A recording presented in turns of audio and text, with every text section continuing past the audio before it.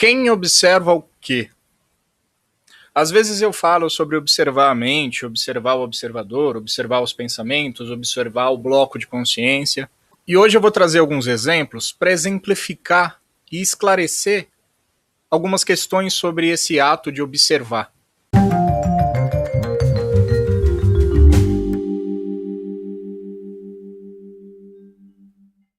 Então vamos iniciar deixando claro a relação entre sujeito, ou observador, e o objeto observado.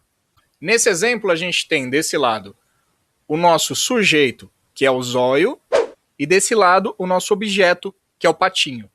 Observe o seguinte: no nosso exemplo, o sujeito tem que ser capaz de observar o surgimento e o desaparecimento do objeto em questão. Ou seja, o nosso sujeito deve ser estático em relação ao objeto. O objeto pode ser impermanente o quanto quiser. Ele pode se movimentar o quanto quiser. Mas o sujeito, o observador, tem que ser estático em relação ao objeto. Senão você não consegue observar. Vou dar um exemplo. O zóio está aqui, quietinho, parado, estático. E então aparece o patinho. Zóio consegue testemunhar o surgimento do patinho. Por quê? Porque ele estava estático. Posso então dizer que zóio testemunhou o surgimento de patinho. Patinho então decide ir embora e desaparece. Zóio testemunha o desaparecimento de patinho. Se eu pedisse para zóio contar quantas vezes patinho aparece, ele conseguiria? Vamos testar. E aí, zóio, quantas vezes patinho apareceu? A resposta dele? 3. Eu tô respondendo pelo zóio porque ele não tem boca, né? Ele é só olhos. Vamos pro próximo exemplo. Se zóio não fosse estático em relação a patinho, ele conseguiria me dizer quantas vezes patinho apareceu e desapareceu? Vamos testar.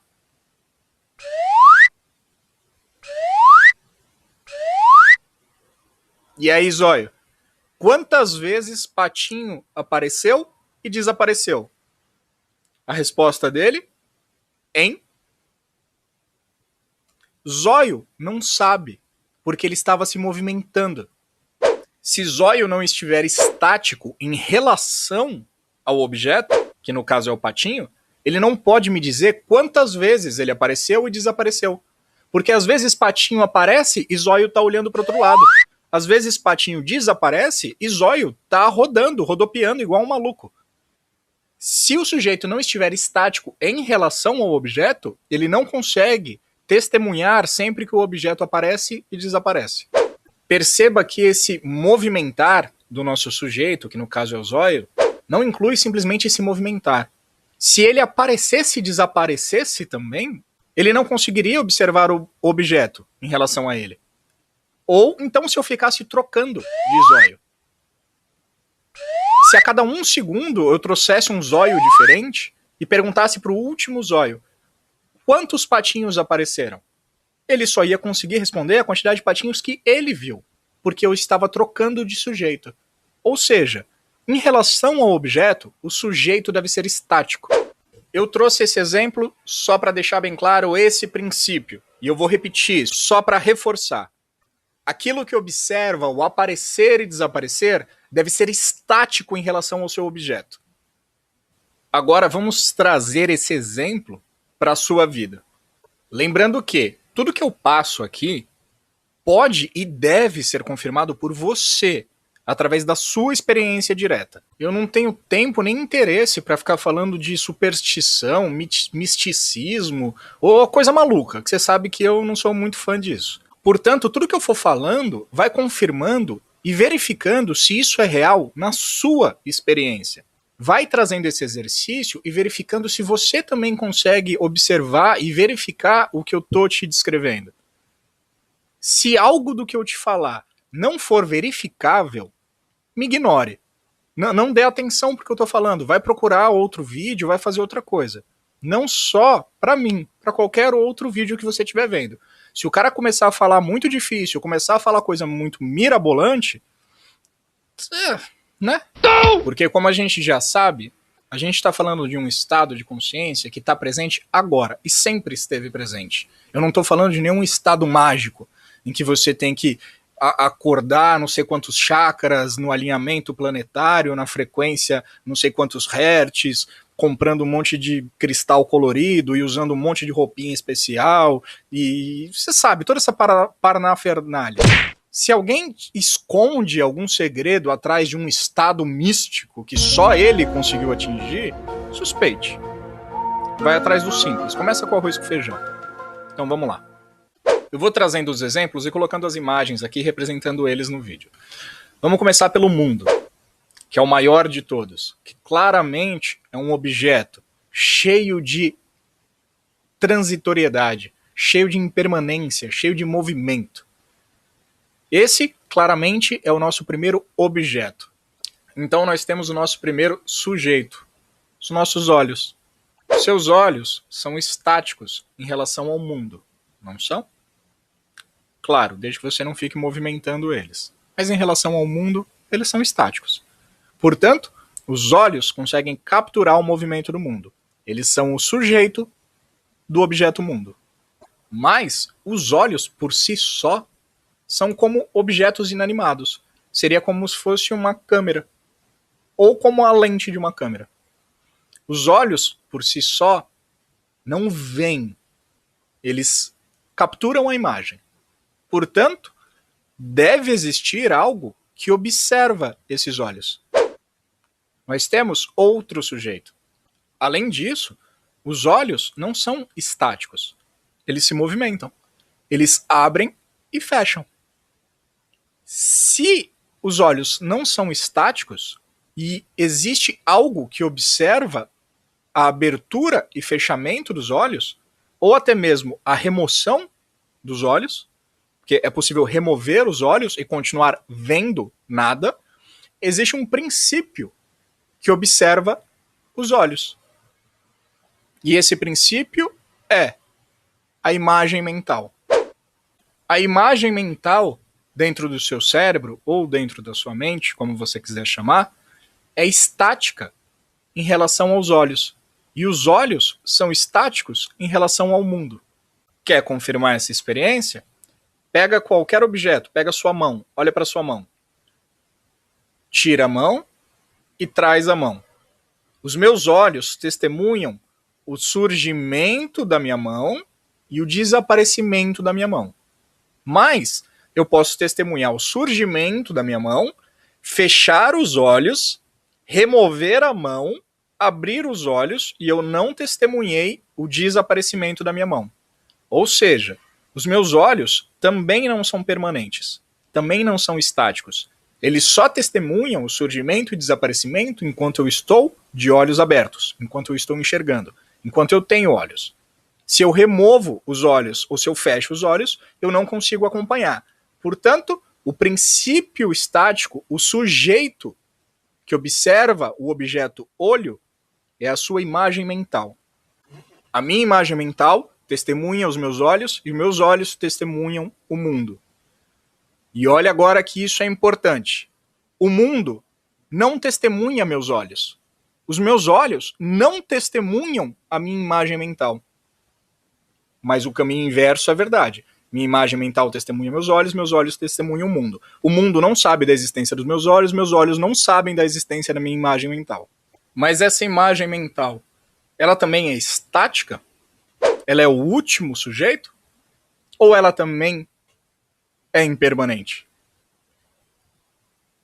A minha imagem mental depende dos meus pensamentos. Como é uma imagem mental, está inserida dentro da mente, claramente a mente se movimenta. E a mente se movimenta principalmente através de diálogo. Através de diálogo mental, pensamento. Ou seja, eu posso colocar patinhos aqui na tela e pedir para você contar e observar eles.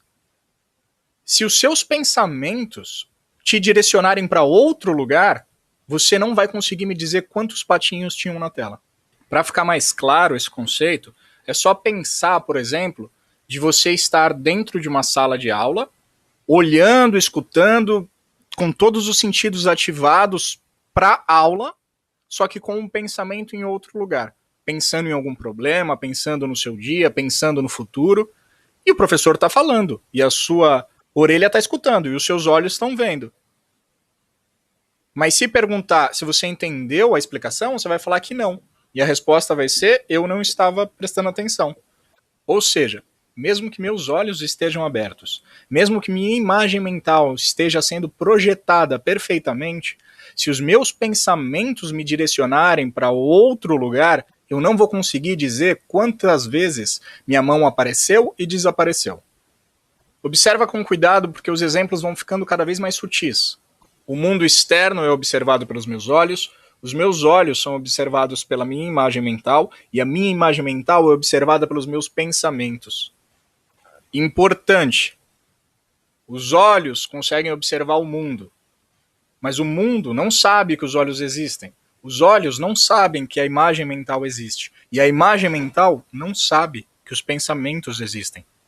Ou seja, os meus pensamentos testemunham a minha imagem mental, que testemunha meus olhos, que testemunha o mundo. Mas não funciona no sentido inverso. É como se fossem câmeras viradas para frente. A câmera só consegue filmar o que está na frente dela. E quanto mais sutil o sujeito, mais objetos ele consegue testemunhar. Quanto mais grosseiro o sujeito, menos objetos ele consegue testemunhar. E menos ele sabe do que está atrás dele. Agora eu te pergunto, os pensamentos são estáticos? Claramente que não, né? A mente não é estática. Portanto, existe um princípio que observa o surgimento e desaparecimento dos pensamentos. A atenção. Lembre-se, a atenção é Vijnana Maya Kosha e é diferente dos pensamentos Mano Maya Kosha. Parecem iguais, são muito parecidos, mas existe diferença. Pensamento é aquilo que acontece de maneira automática. Atenção é a intenção que você leva. Atenção é aquilo que escolhe para qual pensamento você vai trazer a sua atenção. Trazendo de novo o exemplo dos patinhos.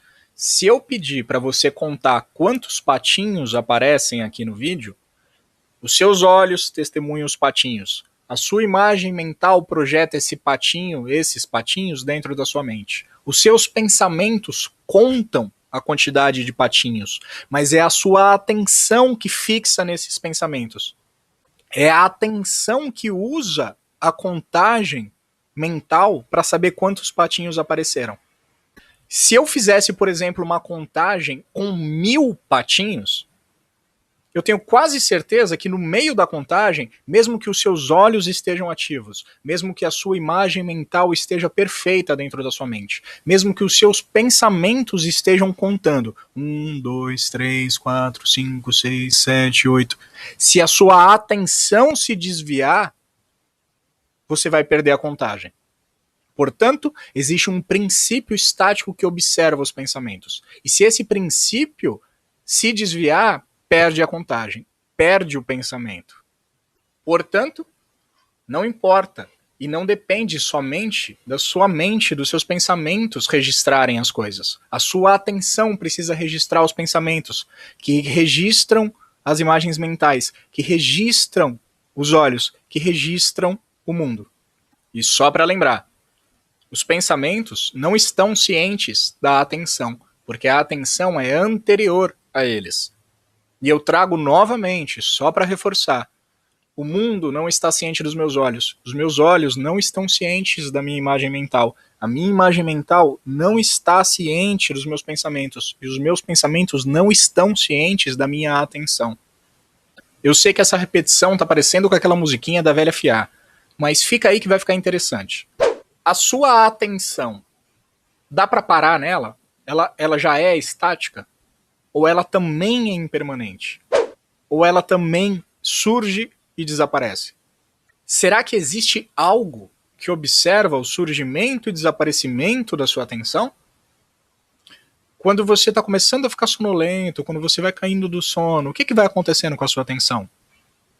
Quando você está bêbado, quando você está anestesiado, quando você está sedado, o que acontece com a sua atenção? Ou, melhor ainda, quando você dorme e está em sono profundo, o que acontece com a sua atenção? Quando você dorme, em sono profundo, a sua atenção desaparece, porque não existe nada para observar. Agora, rufem os tambores, porque vem a pergunta de R$1 milhão. Quem observa a falta de atenção? Quem é que tá lá dormindo sem atenção nenhuma, acorda, observa o surgimento da atenção voltando e diz: dormi bem, mesmo não se lembrando de ter dormido? A resposta é eu, não é? Observa a sua experiência. Essa é a sua experiência? Quando você está em sono profundo, inconsciente, sem atenção nenhuma, você acorda, a atenção volta e você diz: eu acordei, eu estava dormindo. Portanto, existe um princípio que observa o surgimento e desaparecimento da atenção. Não só no sono profundo. Se alguém aplicar uma sedação em você, você vai ver a sua atenção desaparecendo e depois, de maneira automática, voltando. Mas existe alguém que observa esse desaparecimento e surgimento. Vamos eliminando aqui para ver se é a sua experiência. Elimina o mundo sobre os olhos. Elimina os olhos sobre a imagem mental. Elimina a imagem mental sobre os pensamentos. Elimina o pensamento, sobra a atenção. Elimina a atenção, sobra eu. Você consegue sentir isso? Mesmo eliminando tudo. Fecha os olhos, visualiza. Elimina o mundo. Elimina os olhos. Elimina a imagem mental. Elimina os pensamentos. Elimina a atenção. Ainda existe o eu que observa e testemunha tudo isso. Existe um eu que observa a atenção, que observa os pensamentos, que observa as imagens mentais, que observa os olhos, que observa o mundo. E aqui eu deixo uma observação importante. Eu estou usando o exemplo da visão e dos olhos simplesmente porque a visão é um dos sentidos mais fortes. Mas você pode usar isso para qualquer sentido. Na verdade, você deve usar isso para qualquer sentido. Eu simplesmente estou usando olhos para não transformar em um vídeo de 3 horas, porque os vídeos já ficam longos. Então, quando eu falar olhos, pode imaginar que eu estou falando dos sentidos, de todos os sentidos. Então, só para deixar muito bem claro, o que eu estou dizendo até agora é: eu observo a minha atenção, observar os meus pensamentos, sensações e sentimentos, observarem os meus sentidos nessa tela mental, que observa os meus sentidos através dos meus órgãos de sentido, que observam o mundo. E a gente faz o caminho de volta. O mundo não sabe da existência dos meus órgãos de sentido. Os meus órgãos de sentido não sabem da existência da imagem mental que existe deles. A imagem mental não sabe da existência dos meus pensamentos. Os meus pensamentos não sabem da existência da minha atenção. E a minha atenção não sabe da existência desse senso de eu, que observa todos esses. Acho que chegamos no limite, né? É? Ser ou não ser? É ou não é, Jonathan? Se for, fica calmo. Se não for, fica pistola.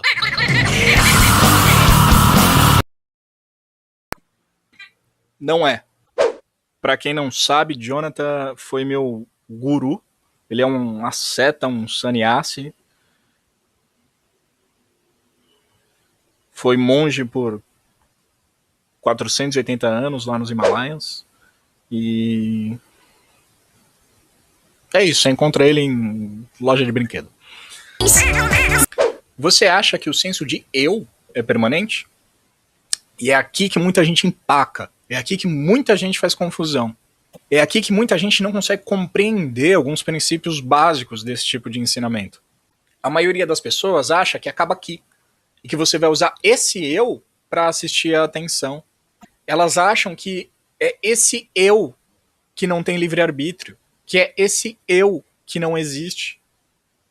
E não é esse eu que não tem livre-arbítrio. Não é desse eu que a gente está falando. A gente ainda está no senso de eu, no senso de existir, no eu com minúsculo, no ego, no arrâncara, no fazedor de eus. Esse eu ainda não é permanente. Observa que esse senso de eu ainda é um senso impermanente. Se eu me der um beliscão, eu direi, ai, eu senti dor. Quando eu digo eu senti dor, eu consigo ver o eu surgindo e trazendo sentir dor. Você consegue ver o eu surgindo e reclamando a dor para si. O pensamento eu, que na verdade não é um pensamento, né? É um senso, porque ele é anterior à atenção. Então existe esse senso, a atenção e o pensamento. Mas vamos chamar de pensamento eu. Porque na verdade todas essas coisas acontecem de maneira sobreposta, instantânea. Não é bem nessa cadeia de eventos que eu estou descrevendo. Isso aqui é só para exemplo. Então esse pensamento eu, esse senso de eu, surge junto com qualquer outro pensamento. A gente pode dizer que ele é o primeiro pensamento, que ele é o primeiro senso, que ele é a base de todos os pensamentos. Então imagina qualquer pensamento. Eu estou com fome, eu me chamo José, eu me chamo Maria, eu estou triste, eu estou feliz, eu tenho desejos, eu sinto ciúmes, eu estou com raiva, eu tenho ódio, eu nasci. Observa em volta, observa a sua mente. Observa esse diálogo interno. Todo diálogo é sempre precedido pelo senso de eu. Sempre é o eu que reclama o que está acontecendo. Sem esse senso de eu, você não estaria ciente do mundo. Porque se a gente for fazer aquele caminho que a gente estava fazendo, o mundo não está ciente dos meus olhos, os meus olhos não estão cientes da minha imagem mental não está ciente dos meus pensamentos não estão cientes da minha atenção, e minha atenção não está ciente do meu senso de eu. Eu preciso do meu senso de eu para estar ciente da minha atenção. Pensa, quem está ciente da sua atenção? Eu. Quem observa você acordando e trazendo atenção? Eu. Então vamos pegar, por exemplo, de novo, o momento em que você acorda. Você tá lá dormindo em sono profundo, não tá acontecendo nada. E aí você acorda, abre os olhos. Eu acordei. O eu observa a atenção. Acordei, vem os pensamentos. Estou deitado na minha cama. Hoje é segunda-feira, preciso trabalhar. Esses pensamentos observam a imagem mental, os sentidos. Tô cansado, tô com sono, tô isso, tô aquilo, não sei o quê. Ah, preciso acordar, tomar banho, pá. E a sua imagem mental observa os seus sentidos para conseguir levantar e andar pela casa e fazer as coisas, escovar o dente e tudo mais. E os seus sentidos observam o mundo. É necessário o eu. Sem eu, quem é você sem eu? Só que esse senso de eu, claramente, surge, reclama um pensamento e desaparece. Surge, reclama um pensamento e desaparece. É muito rápido, mas ele surge. E não só surge, não só é impermanente. Ele claramente foi construído através de cultura, através da sua educação. Se eu pegasse você e colocasse em outra família, você teria um eu completamente diferente. Se eu pegasse você e colocasse em outro país, você teria um eu mais diferente ainda, dependendo da cultura do país. Se eu pegar esse seu eu e reencarnar ele, ou se você pudesse lembrar de outras encarnações, você ia lembrar de eus completamente diferentes. Pessoas com transtorno de múltipla personalidade têm diferentes eus ainda nessa vida. E às vezes um eu não sabe da existência do outro. E de novo, testa. Essa é a sua experiência. Mundo, olhos, imagem mental, pensamentos, atenção, senso de eu. Só que aqui a gente volta lá no exemplo inicial, o exemplo do zóio, em relação ao patinho. Se existe algo que surge e desaparece, Obrigatoriamente existe um princípio estático que observa esse surgimento e desaparecimento. Se o senso de eu surge e desaparece, mesmo que de maneira muito rápida, mesmo que de maneira muito sutil, obrigatoriamente, necessariamente, existe um princípio que observa esse surgimento e desaparecimento. A questão é, se existe um princípio estático que observa o surgimento desse sentimento de eu, que traz consigo todos os meus condicionamentos, características de personalidade, condicionamentos culturais, vássanas de outras vidas. O que é esse princípio que observa o surgimento de todas essas condições? É um princípio estático em relação a essas condições. É um princípio impessoal. Existe um princípio impessoal que assiste o surgimento do princípio pessoal. Só é possível pintar um quadro numa tela branca. Só é possível projetar um filme numa tela branca. Só é possível escrever numa lousa que esteja apagada. É necessário que seja um princípio impessoal, onde é projetado um princípio pessoal. É algo que claramente não tem as características do eu, do ego. É algo que viu, testemunhou o nascimento do ego. E que vai testemunhar a morte do ego. Portanto, é não nascido. E o mais importante, para tudo que você está fazendo e presta atenção nisso. Conhece o eu, mas não é conhecido pelo eu. Lembra a repetição que eu fiz da velha fiar até agora? Os meus olhos conhecem o mundo, mas o mundo não sabe da existência dos meus olhos. Os meus olhos não sabem da existência da minha imagem mental. A minha imagem mental não sabe da existência dos meus pensamentos. Os meus pensamentos não sabem da existência da minha atenção. A minha atenção não sabe da existência do meu eu. E o meu eu não sabe da existência de mim. Do meu eu com maiúsculo. Do meu self. Da minha testemunha última. O meu senso de eu não sabe da existência do observador. Lembra que eu falei? São como câmeras viradas para frente. A última câmera consegue filmar todas as outras câmeras, mas a penúltima câmera não consegue filmar a câmera que está atrás dela. O problema é que você acha que você é a penúltima câmera, mas você não é. Existe uma câmera atrás de você. E é por isso que eu te disse no último vídeo. Não é fulano que acorda para a realidade de Deus. É Deus que acorda para a falsidade de fulano. Você consegue perceber a diferença? Não é Nilson que acorda para a realidade da consciência divina. É a consciência divina que acorda para a falsidade de Nilson. Não é Nilson que acorda para a realidade de Deus. É Deus que acorda para a falsidade de Nilson. Agora pensa nas frases, ensinamentos que você lembra dos seus preferidos gurus. Ramana Maharshi, Nisargadatta, Shankara, Buda, algum mestre zen, sei lá, qualquer um. Não é eu que acorda, não é o seu nome que acorda, é um princípio anterior ao surgimento do senso de eu sou. É por isso que Nisargadatta falava, volta de onde você veio. Por isso que Ramana falava, faz o caminho de volta. Foca no senso de eu. Porque o senso de eu é a porta que te leva para esse último observador. É a última coisa que dá para ser observada. A última coisa que você consegue observar surgindo e desaparecendo. É a última coisa que dá para observar. Além disso, é só você. Use a mente para destruir a mente. Vira a mente em direção a esse senso de eu sou. Traz a mente para cá. E fica forçando até que você encontre esse ponto de ruptura e encontre o último observador. Que era quem observava o senso de eu. Eu sei que José existe. Mas José não sabe que eu existo.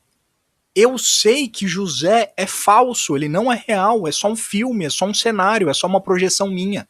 Mas José acha que o mundo é real, porque ele só consegue enxergar dele pra frente. Eu sei que eu não tenho livre-arbítrio e nem quero ter, e não faço a mínima questão. mas José acha que ele tem.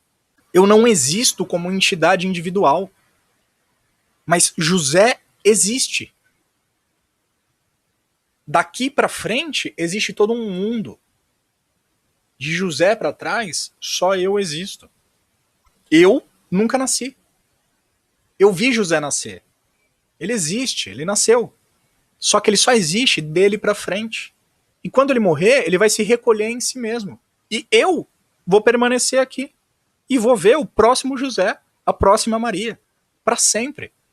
Se você acha que você é o sentimento de eu, que você é esse sujeito que surge, que claramente é impermanente, vai trazendo a sua atenção para esse senso de eu.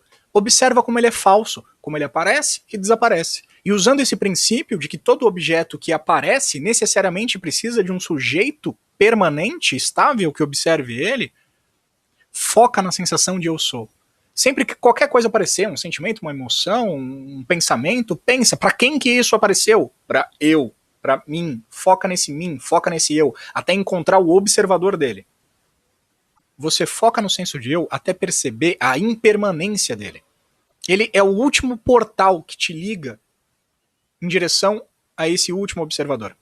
Perceba que todas as representações que eu fiz, a mais sutil, a mais fininha que eu fiz, foi a do último observador, a do sujeito último, a do seu self, a de Brahma, a de Atma, a de Deus, de como você quiser chamar. Por que eu fiz ela assim?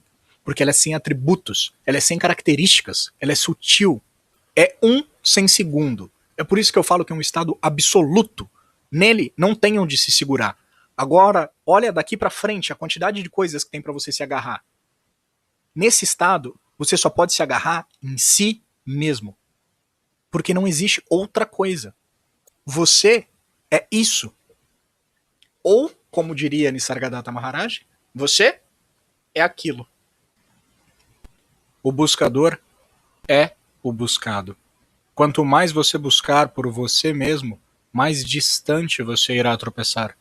Você não pode ser achado, pois você é aquilo que está olhando. Abandone a busca.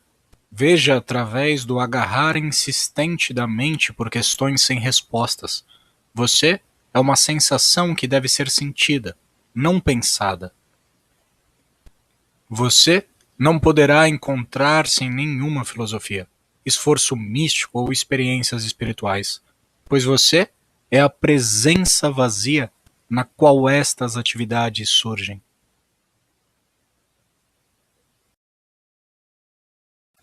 Descubra-se sendo a testemunha imutável de uma mente imutável. Isso basta. Você é a testemunha única de tudo o que é, para sempre livre. Sua única amarra é não perceber isso.